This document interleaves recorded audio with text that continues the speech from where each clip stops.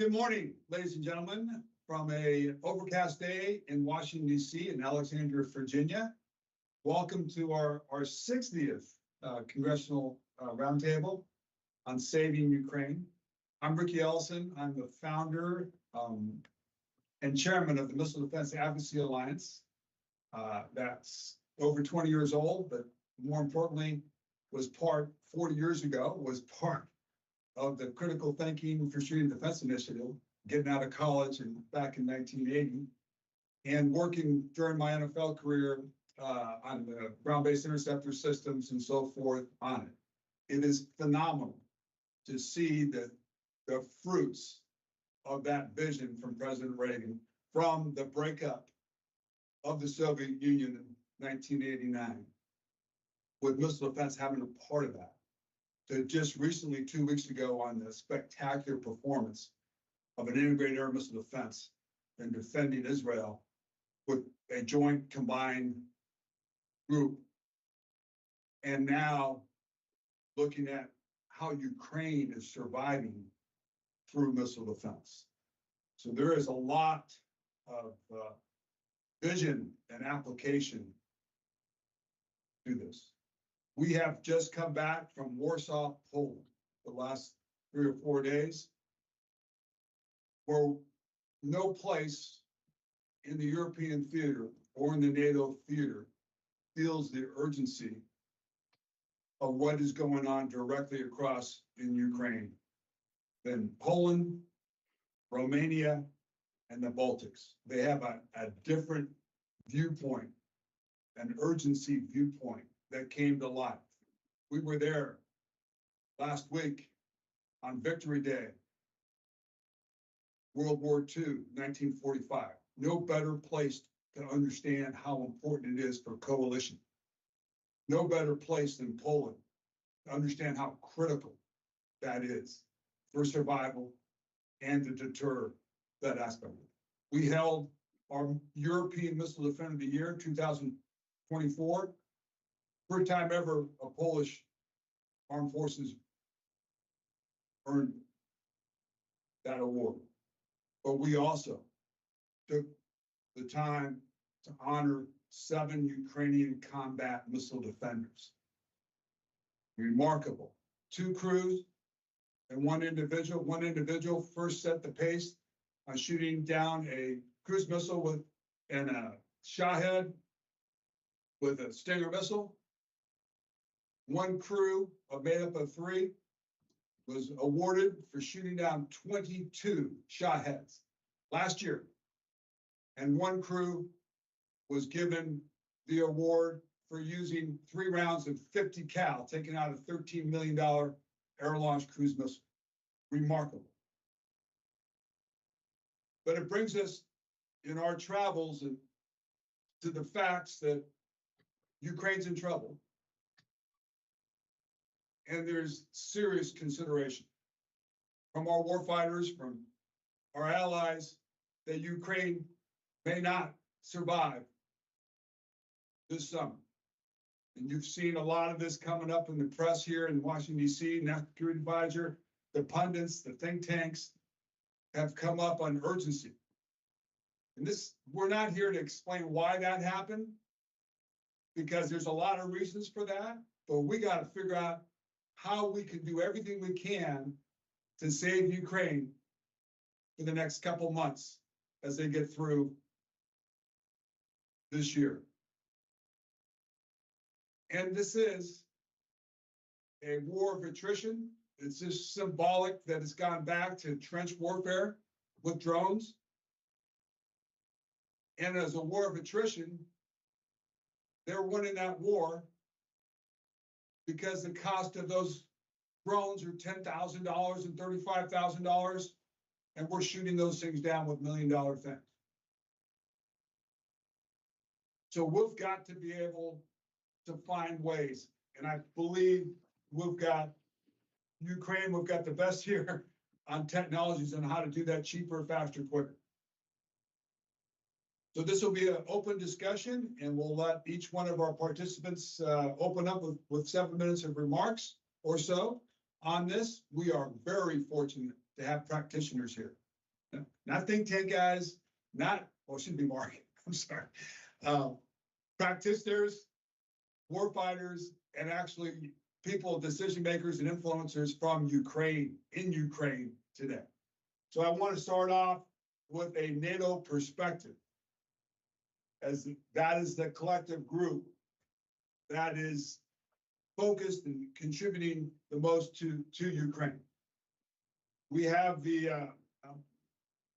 Brigadier General Chris Sage.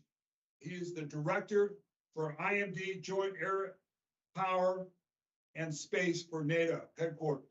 He's been in NATO off and on for 7 years. What I love about him, he's been a pilot in a plane and has shot down a drone from a plane. So I'm going to give him a little love on that aspect of it. And Chris, thank you for being here. And I look forward to your remarks on the situation we have in Ukraine. All yours. Well, thanks, Ricky, and it's an honor to be here amongst the greats of missile defense and those that care about this mission, those that care about the alliance, and those that care about Ukraine, because over this last week, that's been the focus within the headquarters of NATO Alliance. It's the sense of urgency. It's the fact that time is of the essence, as you mentioned. And, you know, on my desk, I keep a little pad where it counts up what day of the conflict we're in. And I think today is day number 814. And that's 814 days where our Ukrainian friends have not been able to sleep at peace in their beds. And oh, by the way, what affects Ukraine affects Europe, and what affects Europe affects the alliance. And that's also one of the themes and one of the things that I emphasize when I talk to people in the headquarters, that an investment in Ukraine right now is an investment in European or in alliance security. And we can never take that for granted. You know, this right now in NATO, we're in a phase where we're sort of building up the plans, the future plans after, you know, the peace dividend of 30 years, the regional plans, as we're calling them, as part of defense and deterrence of the Euro-Atlantic area.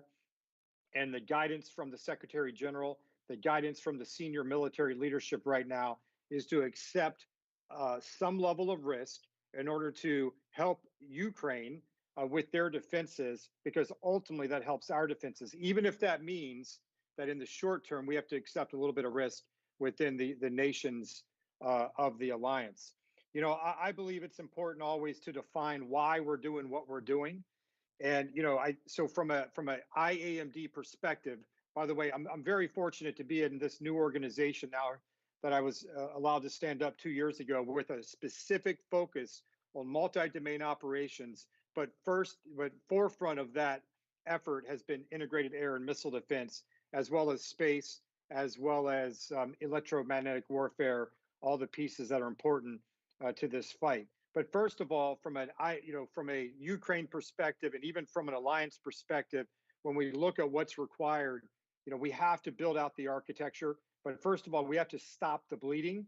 We have to match the threat, then with equal defensive capabilities. And then we can talk, after we do those two things, about turning the tide to gain the offensive.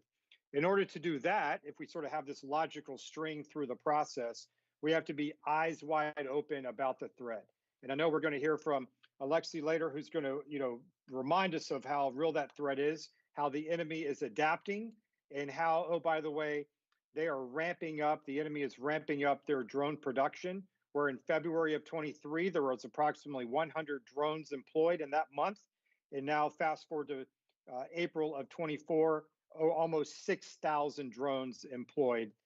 So the enemy is adapting, the enemy is ramping up, and it's time for the alliance to think about how we defend every inch of alliance territory. And obviously that also translates into helping Ukraine defend their territory. We also have to be eyes wide open right now about the dwindling stockpiles. And I think you hit on this, and it's a reality. It's something we talked about with the chiefs of defense over the last week. We had every CHOD, every senior military leader in the NATO headquarters building yesterday. And we talked about the need to basically double down on supplying the required weapons, whether that's, you know, ammunition, shells, but definitely missiles, effectors, and missile defense systems, whether that's Patriot, NASAM, SAMP-T, you name it. And to your point earlier, I like to point out a lot of times that because we had a Ukrainian session yesterday where we had the two-star come, the chief of staff for Ukrainian armed forces came and gave us an overview. He gave us the good, the bad, and the ugly, but he reminded us that every time an operator has to make a decision, whether to fire a Patriot at a drone, I mean, that's a strategic decision, and that's one that we're trying to shift away from, where the Ukrainians have all of the assets required to innovate to then match weapon with weapon based on the threat versus wasting high-end weapon systems on low-end threats. I was encouraged to see the two-star, the chief of staff of the Ukrainian forces, laid out a list of his asks of what's most important right now for not only the alliance and alliance nations, but also other nations that are helping. But he laid them out from a priority perspective, which I thought was very helpful. And number one was, he defined the problem, was an absence of air superiority. And that was an Army guy talking. So I thought the fact that he mentioned that shows the lessons learned. Without air superiority, you basically devolved into, just a grinding trench warfare, war of attrition. Number two, right underneath air superiority was an absence of armament, needed armament and ammo, but specifically weapons for the air defense systems, EW capabilities, electromagnetic warfare capabilities, and then obviously offensive UAVs as the Ukrainians now take the fight to the enemy. So I'll wrap up here by sort of talking just briefly about what we're doing within the alliance. And first and foremost, along with Assistant Secretary General Chum, who very well, we're on this team where we're effectively, Tom Goffis and I are on this team where we're working directly for the Secretary General to sort of beat the bushes for donations, for sales, whatever's required for the high-end systems. But our goal is to not only find those systems, convince those allies and non-allies to donate and or sell, but also to donate pieces and parts of systems so that we can then rely on that Ukrainian innovation to put those systems together into a reliable defensive network. We're also pushing nations to not just promise, but to promise and then deliver with an actual timeline, versus in the old days where they would make lots of promises but not necessarily follow up. And so a few principles that I took away from this week as we talk to these various high-level groups, not only the chiefs of defense, but the day before that, I had a session along with ASG Tom Goffis with the ambassadors of NATO, where we specifically talked about, it was an education session on counter A2AD. So basically, how do you take down the enemy's integrated air and missile defense, and then balance that with our own IAMD? You need the offense and the defense. But here are a couple of the lessons learned from that session. First of all, we cannot fire promises at the enemy. And I thought that was a pretty witty statement that somebody made. We cannot fire promises at the enemy. We must review our focus on standardization, because what we're seeing in the alliance is as equipment and other types of weapon systems are being donated to Ukraine, we have to get it right so that the pieces and parts fit together, so that we're operating under the same standards, we're operating under the same equipment. And we know that's been an ongoing problem, specifically with the artillery shells. And then last but not least, we're all aware, and I'm sure we'll talk about that some today, is in industry capacity continues to be a problem that NATO is highlighting. So NATO, from a political perspective, is leaning in, from a military perspective, is leaning in to help solve that problem. And the last thing that I'll say as I wrap up is I'm very, very proud of the fact that our organization within NATO is focused on what we call the rotational model.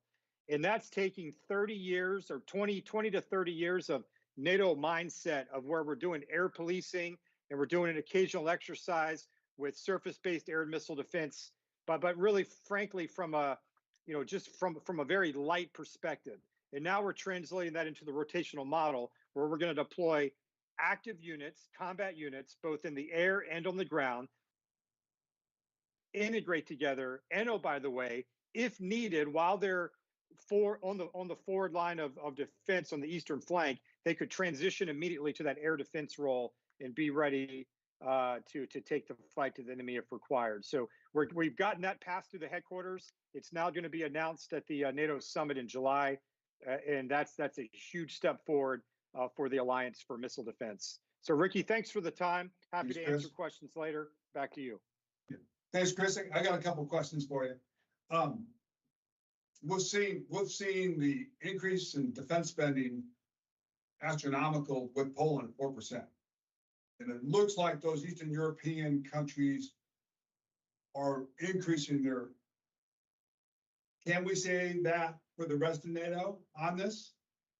And number one, what is the cost to NATO if Ukraine loses to Russia? The refugees, the millions coming over, what is the defense spending would be required now if they take Ukraine and they're on the border of NATO? Is there something to that the return on investment instead of now later is going to be multiple times more? Can you speak to that if we lose Ukraine, to what it's going to cost NATO? Absolutely, Riki. On your first question, the good news is we went from the Wales summit back in 2016, where it was aspirational towards 2%, to now the Secretary General making it very clear for this summit, 2% is now the floor. Just by my own count, when I look at the countries, yeah, Poland's a great example of a country that's really stepping up. Even countries like France, but are now announcing that they're going to be close to the 2% and hopefully over. But I'll let those nations speak for themselves. But when you look at the eastern flank and the great example that those nations are setting, from my count, though, when I just look across the nations based on their old data and then the emerging data, I think we're going to be north of 20, 20 pushing towards 25 of the 32 allies, which is a positive. And then when you see nations like Poland, like you said, that are going well above that, I think this idea that 2% is the minimum. And then we need to, start looking well beyond that is going to be the theme of the NATO summit in Washington in July. So that's a good news story, and it's impressive to see how some of these countries have stepped up to set that standard.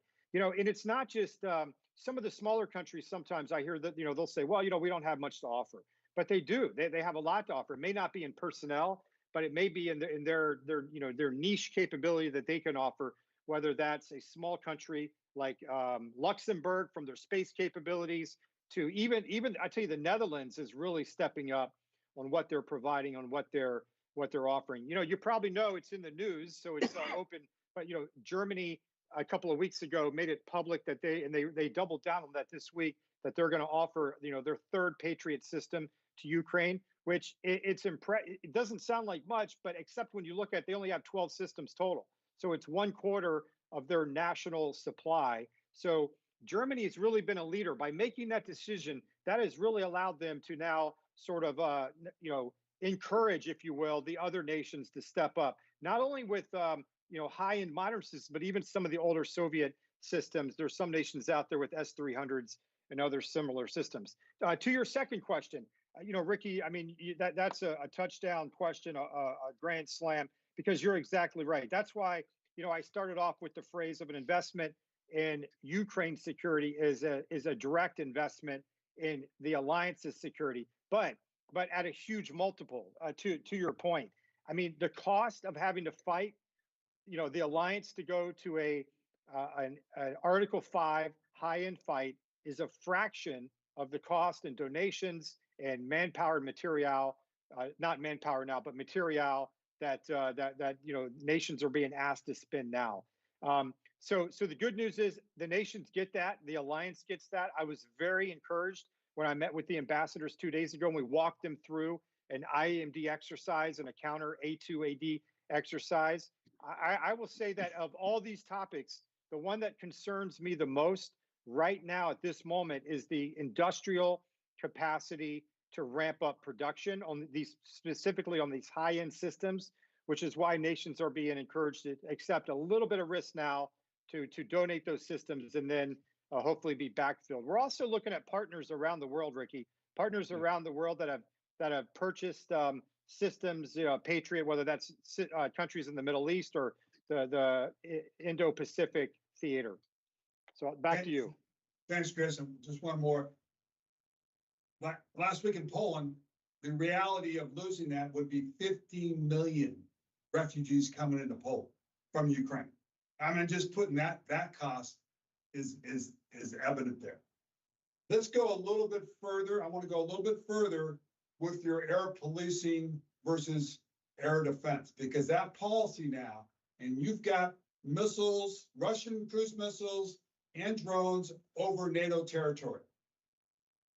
Are we shifting as a NATO alliance from air policing to air defense due to what we've seen in Ukraine?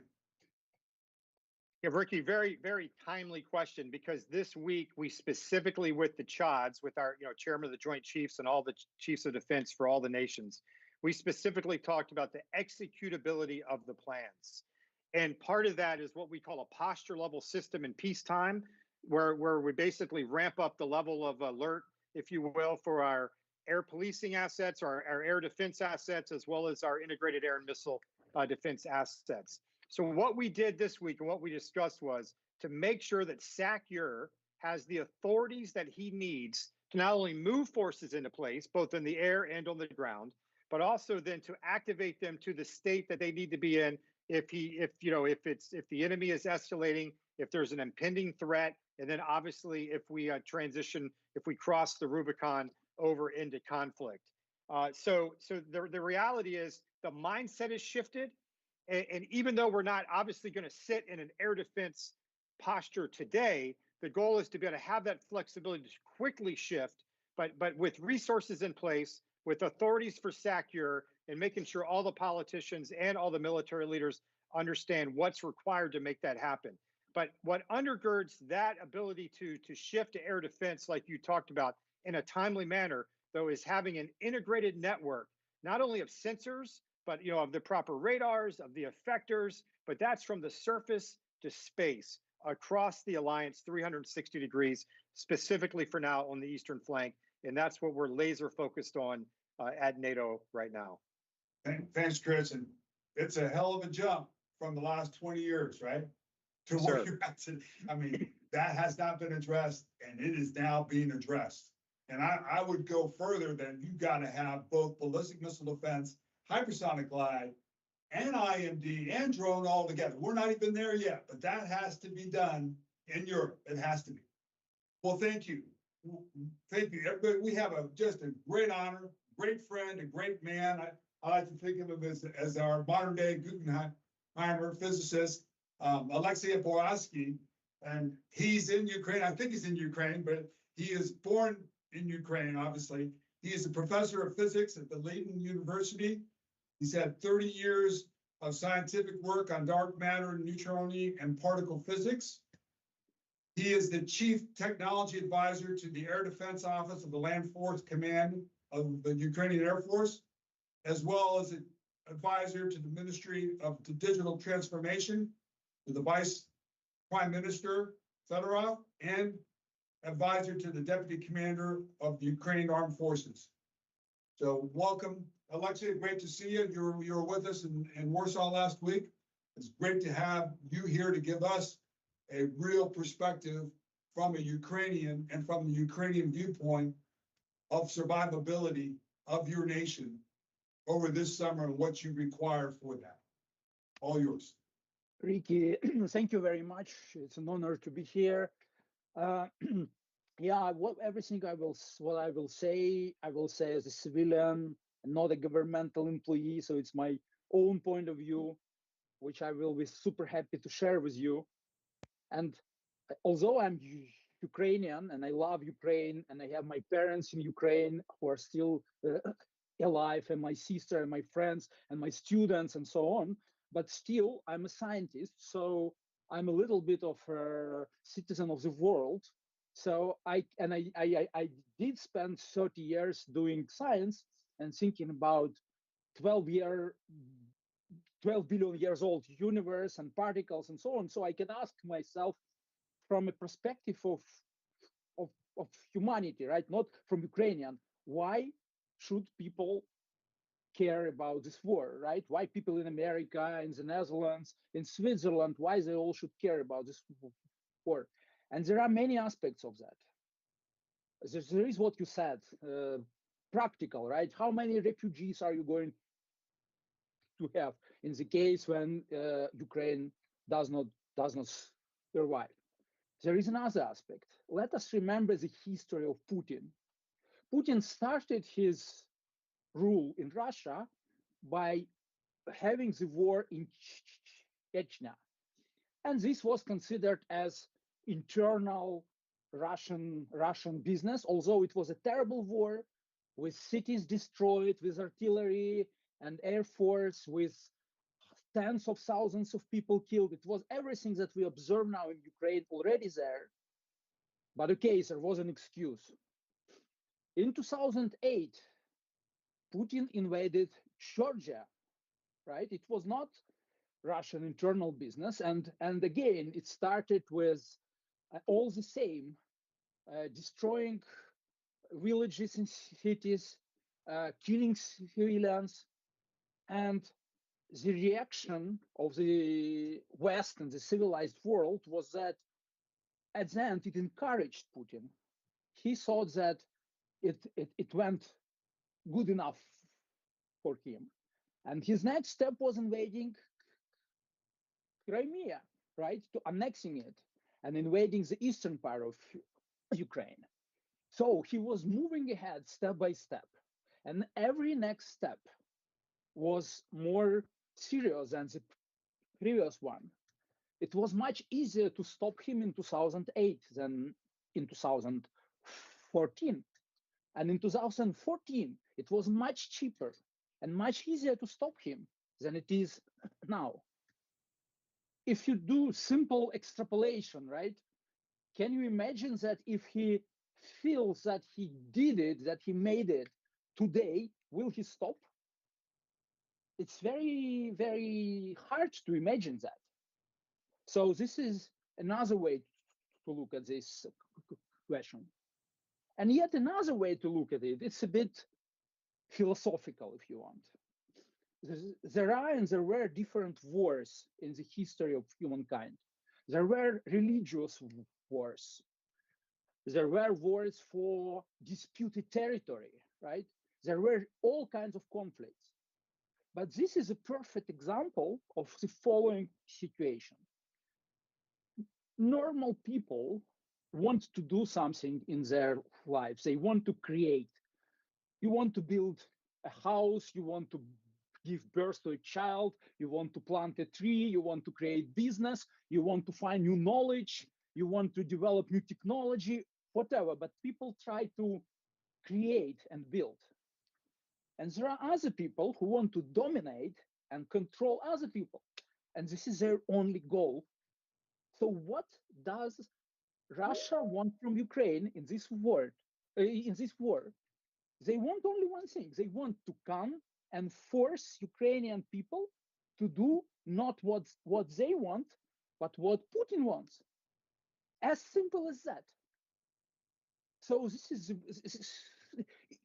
Ukraine is not the perfect state, right?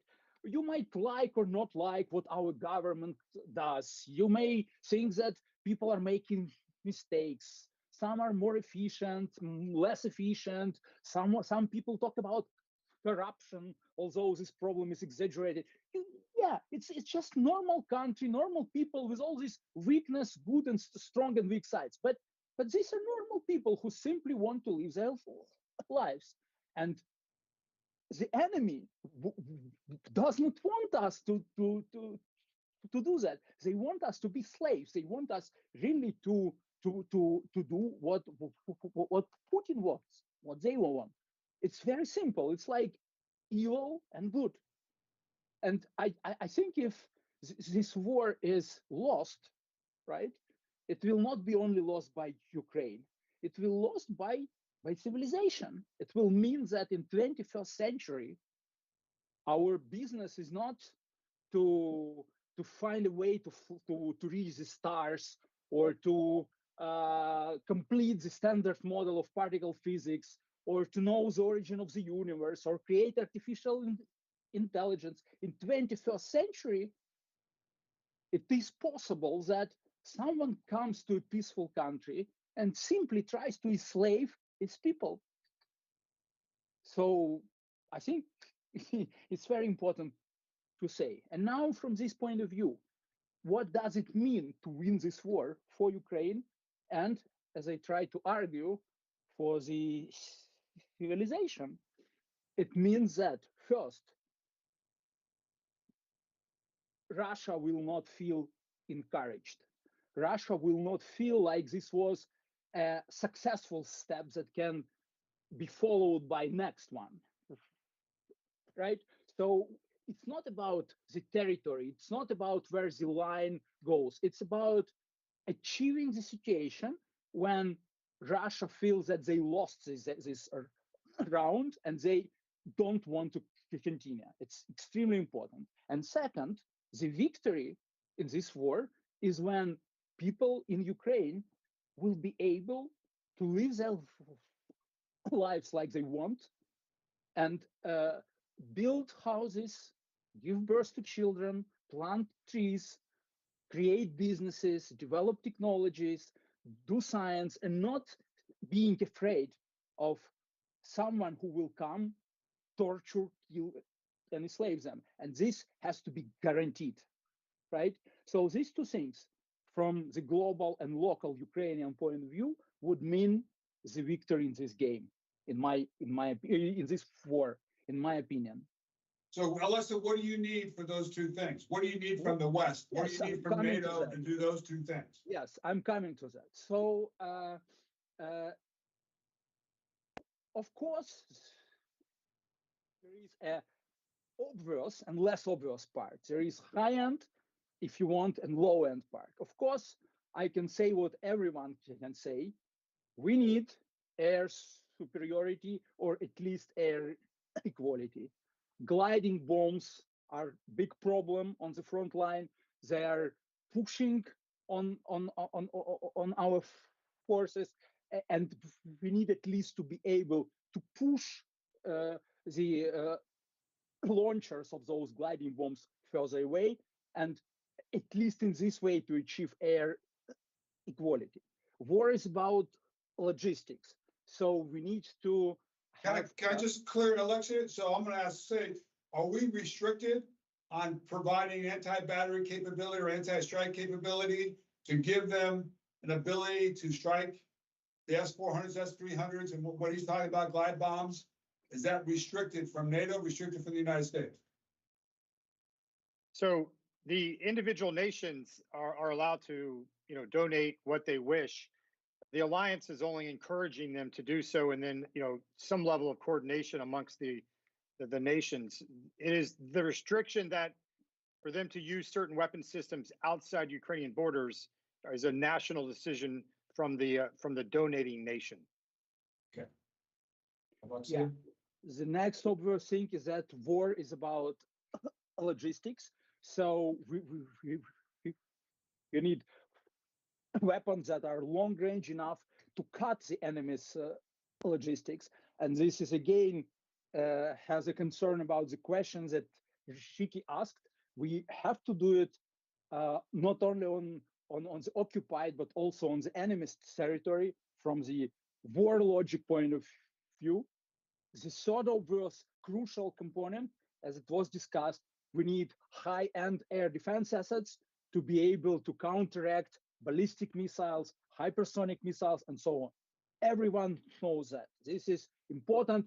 And about this, I can add only that time is crucial during the war.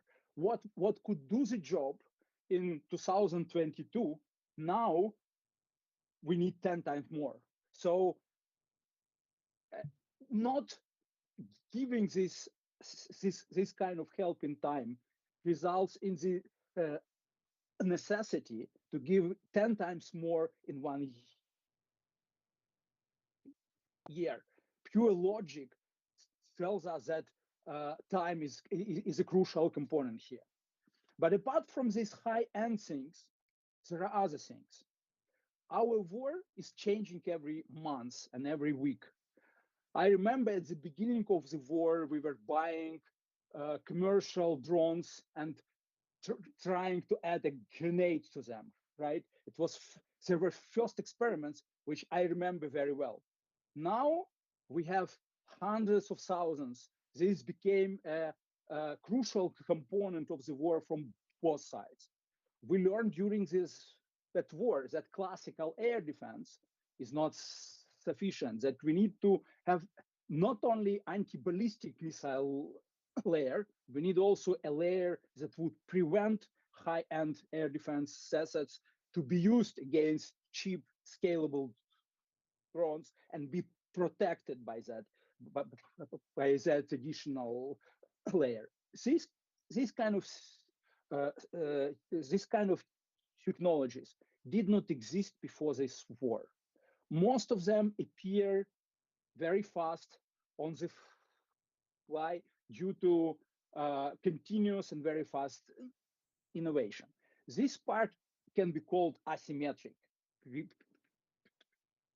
because this is something that, to a large extent, Ukrainian companies, Ukrainian people are creating themselves. And to help us on this side, what is crucially important is that our partners have to realize that this war, it's not a time for business. Of course, every country wants to invest in their own industry. Every country wants to deliver products that the industry of that country produces. However, from this war point of view, sometimes it's much more, especially when emerging asymmetric technology are concerned, it's much more efficient to help Ukrainians to do their jobs themselves. How? First of all, components. We have enormous difficulties buying very simple components from the West. On the third year of the war, we are still having troubles with licenses, with companies who are simply afraid to deal with Ukraine. We are getting American companies who refuse to sell their components to us. Also, sometimes it's very important, very efficient if a Ukrainian company would cooperate with a Western company to adopt a product that could be used, but not in its original form, in a new way in this war. And again, this is extremely difficult, and we are losing time. We need help on that. And very simply, sometimes, like Denmark recently gave an example, it's much more efficient for partner countries to spend, let's say, 10 million euros buying from a new emerging Ukrainian producer rather than investing $100 million dollars or euros buying from industry that is still lives in a different time dimension, that is functioning much slower, with Christmas break, with weekends, vacations, holidays, and so on. So this kind of asymmetric war technology could go much faster if our interaction in this area would be more efficient and streamlined. This is what I probably would say. Thank you, Alexey, for that clear definition of that. Could, just for the public, for us, just talk, I don't want to get too involved with it, but when they cleanse Eastern Ukraine, when the Russians cleanse it, what is that? And harder question, can we take back all Eastern Ukraine and Crimea from Russia? Or is that not doable? I'm just just from I know you got a heartthrob on it. It's hard to ask you this, but it's a strong question that they've trenched themselves in there. And they've done looks like a Stalinist gulag thing, but explain to us, because you're a Ukrainian, you understand what's going on in Eastern Europe. I mean, in Eastern Ukraine.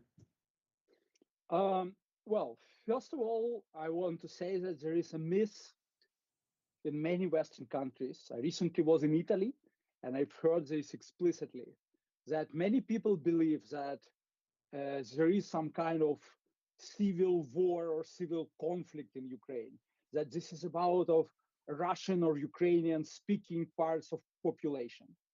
And this is an obstacle from getting Eastern Ukraine back. This is entirely, completely wrong, because the city, the part of Ukraine that is struggling, suffering from the war the most is the Russian-speaking part. Kharkiv is completely Russian. It used to be completely Russian-speaking city close to the Russian border. Now this is one of the strongest bastions of our resistance, and people of Kharkiv, they're very strong in their hate and anger and anti-Russian sentiments, anti-Putin, I would say. The same is true for Odessa. A large part of our armed forces are coming from Russian-speaking parts of Ukraine. So all these language questions are completely irrelevant. It's not about that, and it's not an obstacle at all. And people of Eastern Ukraine, they see by their own eyes what Putin's Russian Federation is doing to them. From the military point of view, in my opinion, it's of course it's very difficult, because the eastern part of Ukraine has a good supply from Russia, and it all depends on what I started from, right? If we have air superiority, or even not superiority, but at least air equality, if we have tools allowing to cut logistics, of course it is completely, entirely possible to get back the territories. But what I will say now is my own point of view, is not point of view of our government or all people of Ukraine, but in my opinion, this is, while it is possible and it would be fair and completely correct to get the 1999 borders of Ukraine back, it's not the most crucial point. The most crucial point to guarantee safety for the people of Ukraine in the future, guarantee their right to live normal life as a part of the civilized world, and to make sure that Putin and his followers feel that it was a very wrong decision to start this war, and they do not feel encouraged. This is the main goal. And how to achieve it, at which line, in my opinion, it's not the most important question. Thank you, Alexey. Just a phenomenal presentation. I mean, we don't hear that. The press doesn't hear that. You gave it to us straight, and I appreciate that. We greatly appreciate that. Thank you. So now we pass it over to former OSD head of policy, retired John Rood. And John Rood's been in Poland, been there, understands it. He was with us 2 years ago when this war broke out. We did it virtual right here on this, John, and you have been right on 2 years ago to where we're at now. I know you can feed off of I know you're bringing off of exactly what Alexey has stated. But welcome, and the floor is yours, John. Well, thank you, Riki, for having me. And having been to Kiev, and when I look at and other parts of Ukraine, such as Crimea, when I look at the images today, it breaks my heart to see some of the impact that the Russian aggression has had. Alexey, very well done. My compliments to you in your remarks, and I think you've got obviously a front row seat, but you are participating in the conflict, and the lessons and the messages you're sending, I think, are very important. As Riki said, when the the Russian invasion began 2 years ago. And I hesitate to say it began 2 years ago because Russian aggression has really been underway for about 10 years, since 2014, in various parts of Ukraine. It just grew to a higher level, a much more intense level of conflict that we haven't seen since World War II. And so Riki convened a virtual roundtable like this in the days after the invasion. And my concern then was, and my concern now is, I think that it has not been understood the critical importance of this conflict to the scale that is important. Western nations and my country and our present leaders, my president that is currently in office, President Biden, have been slow, I think, to recognize that this is not a short-term conflict, has not something that can be abated slowly, but is in the context of a 20-year or more effort by Vladimir Putin to reconstitute many of the things that exist in the Soviet Union. And we've seen violence and conflict being used as a tactic, more than a tactic, a strategy that President Putin has employed over that period of time, whether that was in Chechnya, Georgia, areas of the former Soviet Union. In some cases, like the invasion of Crimea, just an invasion and an occupation of the other area. In other cases, activities behind the lines, if you will, operations, whether that be done by intelligence people or what he calls his little green men, this hybrid warfare, that has included violence. And that hasn't just extended as a tool to areas of the former Soviet Union, assassinating opposition figures in London, elsewhere in Europe, Russian officials or former opponents of Putin disappearing or being killed around the world. And this is a lesson that has been taught for hundreds of years, that violence, once used as a tool of foreign policy or objectives, those sorts of authoritarians tend to feel very comfortable using that.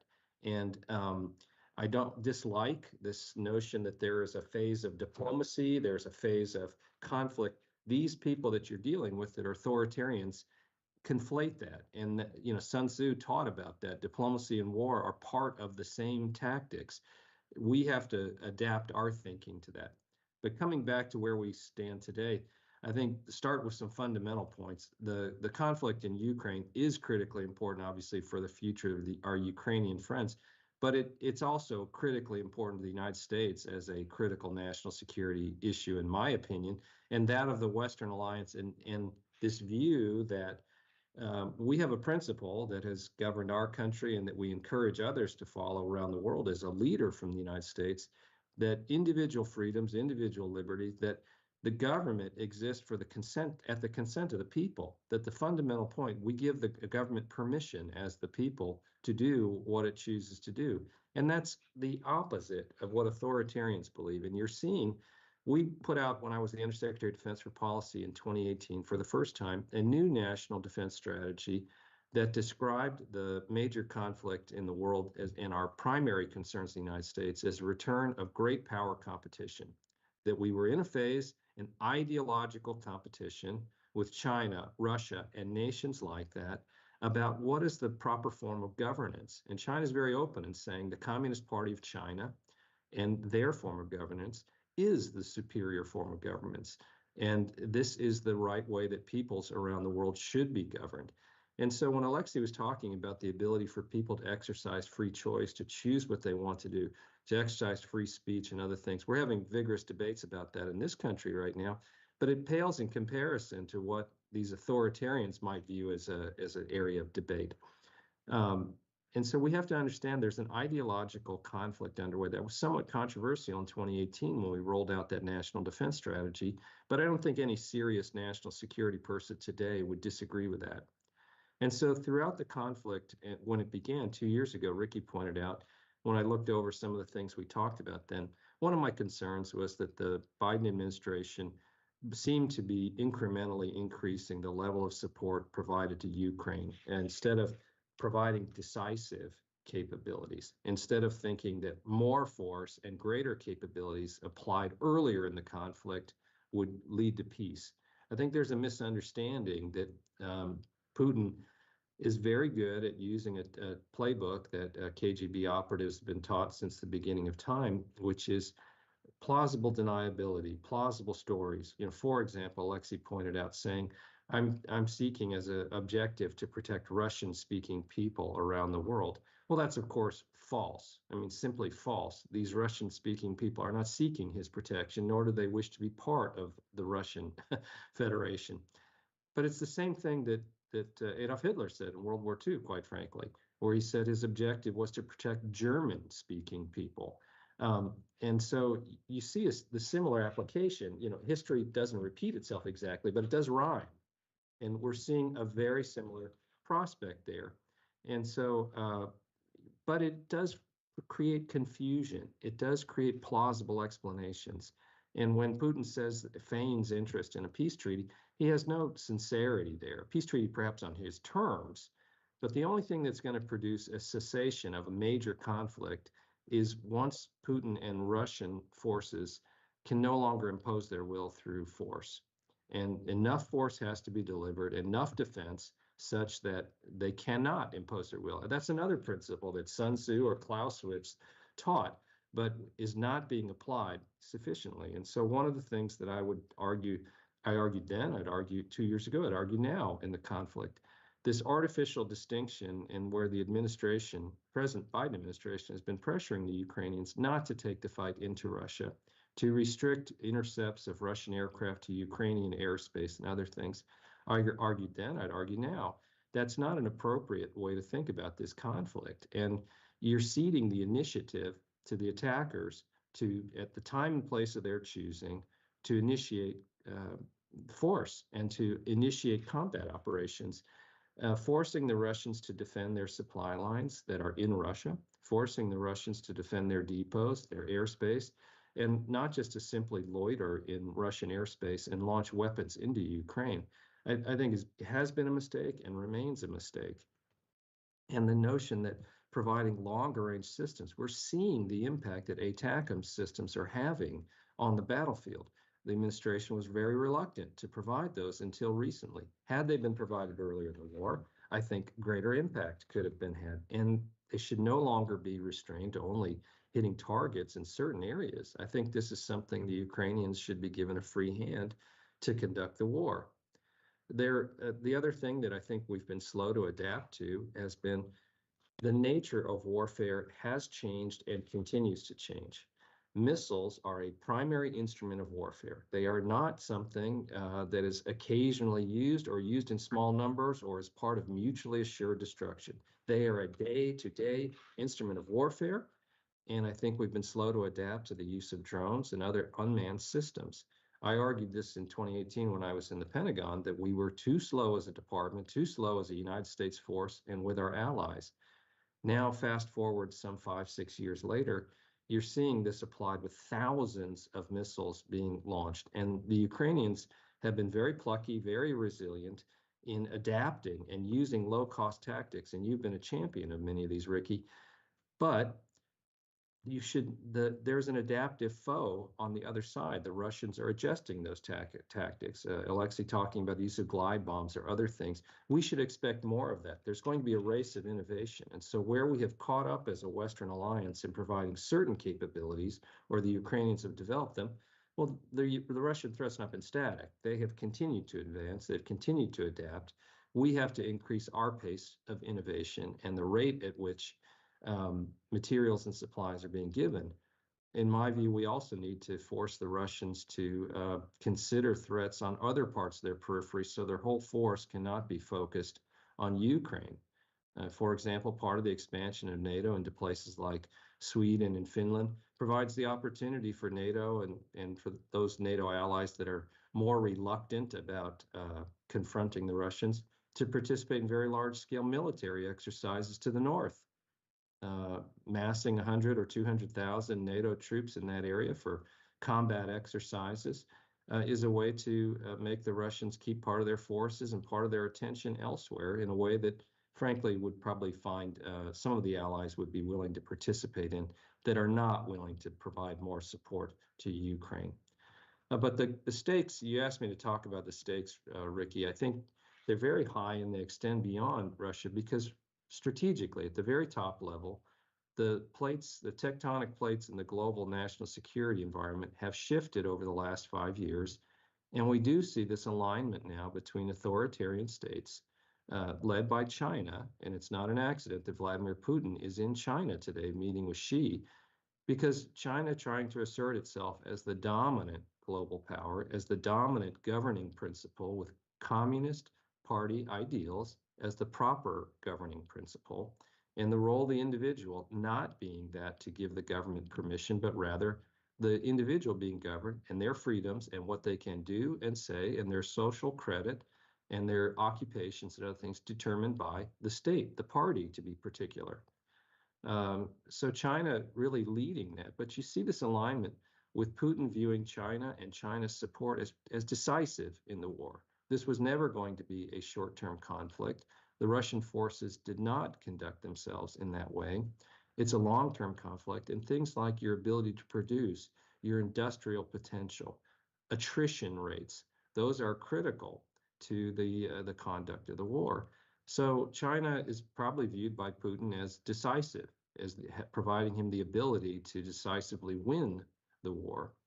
And interestingly, you know, this emerging alliance with North Korea and Iran, all feeling part of this kind of alignment, if you will, this axis amongst authoritarian states.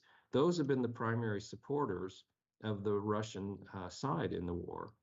So we have to view that and see the implications of the conflict, should there be a Russian victory, is I think these authoritarian states will conclude that they are an emerging bloc and have the ability to dominate and to impose their will, whether that be on Taiwan or other parts of Europe, which Putin clearly has his eyes on, or in other areas of the world, with the Chinese making investments, placing forces abroad, and wanting to be the leading global national security power, or dominant power, not just in national security areas, around the world. And they don't hide that. They publish it in their documents. Unfortunately, our media coverage has become very superficial. But if you actually read the documents, the statements that these leaders make, they're very clear about their objectives and their goals and how they view the West and the United States. So one, I think if the Russians should be successful in the war, you will see, I think, a revitalized Russia that is more aggressive, that places NATO nations and indeed the United States at greater risk. And I think you're also going to see that China and others conclude they've got the democracies and others on the run. And, you know, our system of government has existed some 200 years, but this is all a temporary condition. Actually, the dominant periods of human history have been dominated by authoritarians. So we should not take for granted that these things will exist. They are under threat, dire threat in Ukraine as we speak. And I think, so one, we have to recognize the stakes. Two, we have to adjust our policy, our basic strategy approach to be more aggressive with the aim of producing stability. I think it's very unlikely you will see, quote, peace, meaning a cessation of hostility from Russia or Putin towards Ukraine or the former Soviet Union. I think as long as Putin is there, that view will remain. But you can get to a point of stability if Russian forces can no longer impose their will, or at least the conflict return to that of a low-grade kind of low-intensity conflict like we saw in the 2018 period. Tactics are changing. We have to change our tactics. Our industrial base for missile defense, for air defense, for dealing with drones, far too small, dramatically too small. And the investments we are making are good, but they will not close the gap. They're far too tepid. It bothers me greatly that in the United States, our administration has submitted to Congress a budget request that cuts missile defense funding. This is unacceptable in my view, and is not reflective of what is going on in the world today. And we have to understand that the outcome of the conflict is about standing up for our values, and the balance of power needs to favor freedom. Authoritarian regimes will not go quietly. We have to have the means to, with force, if necessary, resist and accomplish peace through strength. So that's probably more than you wanted there, Riki, but just a few thoughts from me to get things going. Thanks, John. That was excellent. If you could just be very clear on what can the US government do now on policy change to create winning condition. And I do want to touch on what happens in November. Is this a political issue for the United States presidential election campaign or not? And then third, I'd like you picked on the US, but you didn't talk to the NATO countries and the other Western countries that should be contributing to this because of the big cause. It's all US only, which it can't be anymore. This is a global thing here, and we don't have to continue to pay the most share. We always pay the most share here, and that's not fair. But if you just summed up quickly on those things to be succinct on it, I'd be appreciated. Okay. Well, I mean, very briefly on the first part in terms of what we can do now, I think one policy change would be the notion of trying to restrain Ukrainian forces to operating only within Ukrainian borders is one change. And I think the ability to take the fight into Russian airspace and to enable it, not just stop opposing. So you think the president of the United States is going to allow that, and Congress is going to allow that to happen in the next couple of months? Or not? Well, I'm not predicting the future. I'm arguing what I think the right policy should be. I don't think that predicting the future, it doesn't appear to be where President Biden's viewpoint stands at the moment. So I wouldn't predict it, but it's what I would encourage him to adopt and his administration, because I think it will give the Ukrainians the ability to force the Russians to defend in other areas. This is kind of a principle of warfare. You have to take the initiative. So I think I would like to see that policy change. I agree with you. The NATO allies have not provided enough. Some have been leaders, others have not. And it's easy to pick on the Europeans, so I didn't. But be quite frank, their track record here in supporting the Ukrainians leaves a lot to be desired, particularly since they are under threat.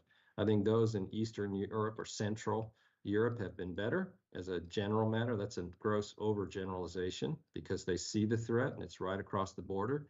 But they will regret that, the fire building. There is a fire building outside of NATO. Waiting until it gets to be a raging inferno to contribute more is a mistake and is very short-sighted. So that's another policy change we could make to be much more aggressive with the allies in insisting that they do more and exhorting them to do more. But I think in terms of other particular capabilities, there are some greater capabilities that could be provided, and I've been surprised that the U.S. government has been reluctant to do so. The Russians have been effective, and Putin in particular, at threatening dire consequences, but I've always thought that's kind of crocodile tears. This is a major conflict. Do you think he'd be more aggressive in Ukraine, apply greater force, or threaten NATO more? I mean, this is not. They should have, I think, been more stout-hearted in confronting that and saying that we don't need to be cowed by these threats and provide the capabilities to bring the war to a cessation. But John, the cow is he threatens nuclear regional strike and we back down. That's what the history is.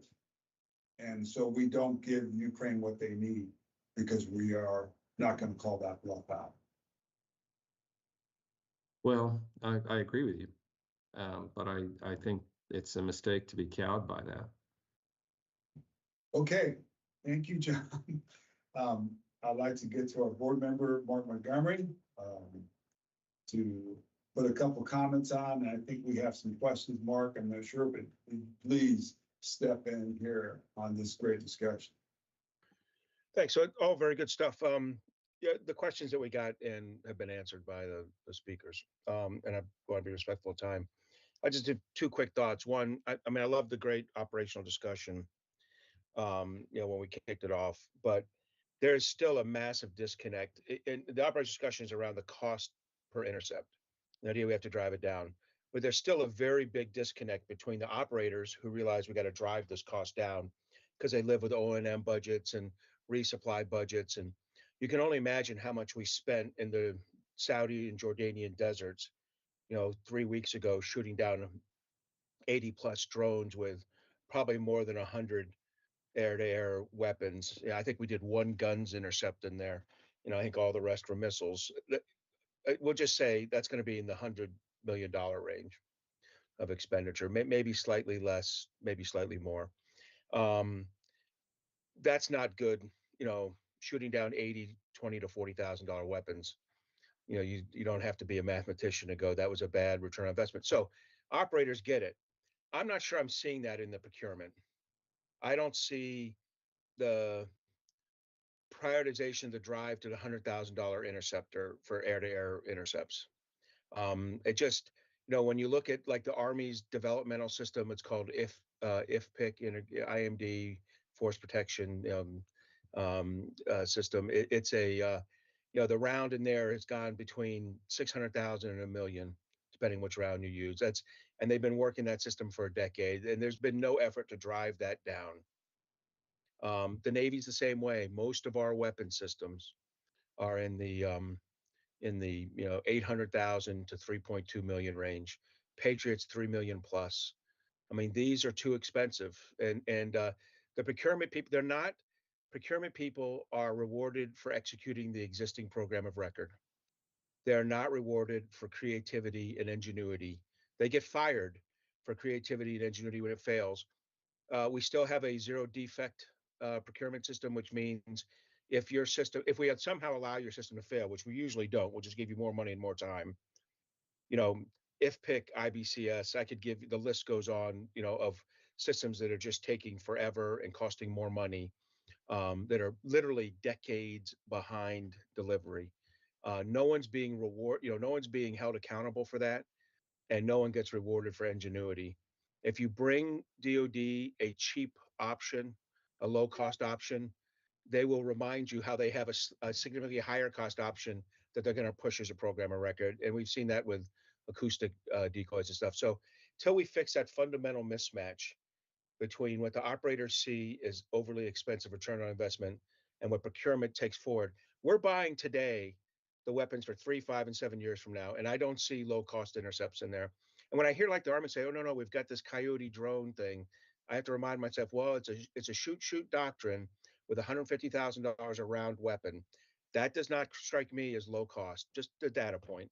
And that is, by the way, when the Army brags about low cost, that $300,000 intercepts their low cost. So let's call it what it is. There's a procurement operator mismatch, and that is an expensive mismatch. The second thing is, it is a sad, sad, sad day when we describe NATO as more agile than the United States. And NATO is currently more agile than the United States in responding to these air defense issues. When an organization of 28 countries that can't agree that the sun came up in the morning, or 30 now, can suddenly move faster on air defense initiatives, something is wrong in the United States system. I can't explain where it's coming from. I think part of it comes from a part of DoD known as CAPE, who've inserted themselves inappropriately into policy decisions. Part of it comes from services, like I said, committed to programs of record. And part of it comes from just a lack of ingenuity, not by the pilots or the shooters, not by O4s and O5s and E6s and E7s, but a lack of ingenuity at the SES level, GS-15 level, flag and 06 level to really make the kind of changes that are necessary. So anyway, the world, the British would say, start playing that song, the world's turned upside down at this point, right? So to me, those are the two big takeaways. If we do not fix these problems, develop agility, prioritize low cost, we are going to lose this race with the Russians, Chinese, and Iranians. I'll give you one last thought. Not everything can be cheap. I get that.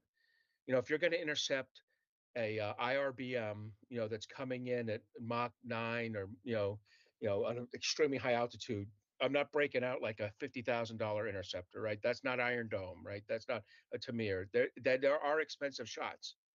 What you can't do is have every shot be an expensive shot. You have to make them spend money on expensive weapons that then you shoot down with expensive weapons. But when they build stuff cheap, you got to be able to shoot it down cheap. So what happens is people get in these well, now you're saying you're against like hypersonic missile defense. No, they're going to build a $10 million hypersonic missile to fire at me. I'll probably have to build a $10 million interceptor. But I can play that economic game with their military. I can't play the game where they spend 20,000 and I spend 1.2 million. anyway, if we're going to get to success on this, we could do it. There are so many lessons learned to be culled from the air defense experience in Ukraine that will make us successful if we open up our aperture to be ingenious and successful. Riki, I think we answered all the questions in there. I know we're way past time, but I'll pass it to Okay, you. so just what, Mark, just from your perspective, just from your inner workings with Congress, how do we save Ukraine? And these are big things you just talked, but directly in the next couple of months, what first else thing- can we do The to help them? number one thing was the money. The number two thing, the 60 So billion. they've got helps. the money, right? We'll get Money rid of helps. money. And yeah, well, what's happening is the USAI from previous things that's delivering now. Now, presidential drawdown authority from the law that was passed a month ago, that's starting to deliver. Look, there was a gap. There was a gap of PDA. There'll now be a gap of USAI about 12 months from now. So there's going to be another bad patch, where we didn't order things 4 months ago, 3 months ago, 2 months ago. We can work our way through these, I think. We've put additional significant pressure on Ukraine unnecessarily, and you can hold the Republicans in Congress responsible for that. Equally, this insane policy of like making every weapon system like a 4-month process to get to, whether it's the M1A1, the F-16, the Gimlers, guided missile launcher rocket system, the ATACMS, and then the ATACMS unitary round, where the administration's killing Ukraine. So I think we've worked our way through the first one with the money. I think with the second one, with the law change on ATACMS, made the administration seeing it come, they went ahead and released them. Now the final thing comes in the ability to strike. Look, if we learn something from Kharkiv, is that letting an enemy concentrate all his forces 4 kilometers across the border so he can make a short run into a close town, that's clinical insanity. You have to let the Ukrainians strike the Russians when they're concentrating for an attack in the direct proximity of Ukraine. Mark, how do we do that? Does Congress do that if the president doesn't want to do that? You can't pass laws to direct operations. You can, though, pressurize other things that the president values to get him to be smarter about Ukraine. And look, the Ukraine, what the Republicans need to do was pass the damn Ukraine assistance bill. So that wasn't the only talking point President Biden had. Now the questions are, how are we supporting them? Why are we supporting them? How are we allowing this completely unacceptable tactical condition to exist just prior to an attack? That's how you get back at them. In other words, if the Republicans act like adults, which they did, and if they continue to do that, they can turn to Biden and say, it's time for you to act like an adult and do the right things. And I would take umbrage with one thing, Riki, you're a little hard on Europe. The dollars Europe is putting into defense now are starting to get up there. As a percentage of GDP, many countries exceed us, but collectively, they're getting close to us. They're not at us, and our 60 billion will push us again. So we are pulling them. I get that. They're also covering more of the humanitarian assistance and more of the financial support. And our goal at the end of this is when there's a $300 billion rebuild plan to go, Europe eat, and not us. And look, let's not kid ourselves. That first 52 billion was 47 billion spent. 52 billion U.S. assistance to Ukraine was 47 billion built in Arkansas, California, Oklahoma, Texas, Florida. That was U.S. jobs. It was a modernization of the U.S. ground forces in terms of the equipment they own. We got a lot of side benefits, even direct benefits from that. So we have to, the Europe's doing their job. Got 2 new members in. We're doing well. I'm comfortable with Europe. And frankly, I wish we could lead them better in air defense, but we can't. Thank you, Mark. I'm just going back to those 37 years that we've been carrying. So I'm with you on them coming in. Okay, I know we went over time, but great discussion. I would like just to do closing remarks with everybody, and then we'll finish it up because we are a little bit over time on it. So I'll start with John. You want to go first? Well, just thanks, Riki, for getting everyone together. Just a couple of key points to me to takeaways for those in the audience. We really are at a critical time in the war in Ukraine, but it's probably not going to be the last time we're at that critical juncture. Assuming we get through this critical juncture successfully. So recall, we're at a critical time. We all need to provide more support to the Ukrainians that are continue to impress with their determination and battlefield performance. But secondly, we have to steel ourselves that if we get through this juncture successfully in supporting the Ukrainians, this is going to be a long conflict, and we have to begin thinking accordingly. So thanks for bringing us all together, Riki, in just a critically important time. Alexey, you're on mute. Sorry about that. So I want just to react a bit on what Mark said. So don't call this new emergent military technologies low cost. Call them controllable cost. If you want to spend $10 million, don't spend them at one shot. Distribute it in many shots, but still you can spend the same amount. It's not about amounts, it's about how you spend them. This way, your industry will like it more, and this is closer to the truth. Statement number one. Statement number two, about the urgency and delay that was created by American political situation. There is a way to overcome it in this coming critical months. You said correctly that all this money are at the end spent on modernization of American army itself. So use what you have in stock. You have a lot of great systems that are a little bit outdated for American army and that could do a great job in Ukraine. So this, and then they can be substituted. And another thing, even if you spend a little portion of that American help in Ukraine with Ukrainian companies, it's still extremely useful for American industry and American army, because if you're helping us to build new systems that didn't exist before, because the threats did not exist before, you will see how they work. You will know how to build them. You will save a lot of money and a lot of time that you will then use for in the United States. Thank you, Alexey. Mark, you want to close? You're good? No, I'm good. Chris? Hey, Riki, I just like to finish off with one thought, a couple of thoughts there that Mark and John both hit on, and it's this idea of deterrence. I hope next time, we can dust off our deterrence manuals a little bit early to understand sort of what we did here over the last couple of years. And what I mean by that is, if we had given the Ukrainians everything now that they have today, a year and a half ago, without restrictions, I guarantee you we'd be in a better place. But this idea that we can slow leak the weapons in, put restrictions on them as the way to control deterrence, actually has had the opposite effect. We all know that, but I hope we can have some follow-up, articles and sessions where we educate the American people and the allies on that notion. Over. Very good point. Thank you, everybody. What a phenomenal discussion. It has to go that way. We have to go where we're going to lose Ukraine. No question that we have to do the couple things here to enable the funding, to enable the policies to get this in play. So great airing out everything. I appreciate all of you to do this and take your time. So thank you very much. Thank you. Thank you.